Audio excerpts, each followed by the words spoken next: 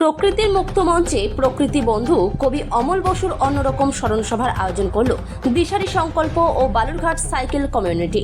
কবি অমল বসু ছিলেন প্রকৃতি প্রেমিক এবং পরিবেশ প্রেমী সংস্থা দিশারি সংকল্পের সভাপতি ও পরিবেশ বান্ধব সংগঠন বালুরঘাট সাইকেল কমিউনিটির প্রতিষ্ঠাতা সদস্য। 22 জুন রবিবার প্রথমে মহাত্মা গান্ধীর মূর্তির পাদদেশ থেকে ডানলপ মোড় হয়ে সাইকেল যাত্রা করে আত্রাই সদরঘাটে পৌঁছায় পরিবেশ বন্ধুরা। তারপর আত্রাই নদীর সদরঘাটে কথায় কবিতায় গানে বালুরঘাট শহরের বিবেক আখ্যায়িত অমল বসুকে স্মরণ করেন দিশারি সংকল্প ও বালুরঘাট সাইকেল কমিউনিটির সদস্যরা।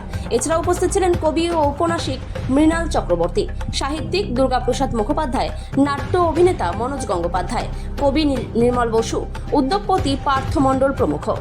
স্মরণসভা দিশারি সংকল্পের সভাপতি ও বালুরঘাট সাইকেল কমিউনিটির প্রতিষ্ঠাতা সদস্য শ্রী অমল বসু, যিনি প্রকৃতি প্রেমিক ছিলেন, বিশিষ্ট কবি ছিলেন। তিনি আমাদের পরিবেশ বন্ধু হিসেবে দীর্ঘদিন পথ দেখেছেন। তার প্রয়াণে আমরা স্মরণসভা করলাম প্রকৃতির খোলা মঞ্চে। আত্রাই নদীকে সাক্ষী রেখে এই গাছ, মাছ, পাখির আবহে আমরা স্মরণসভা করলাম।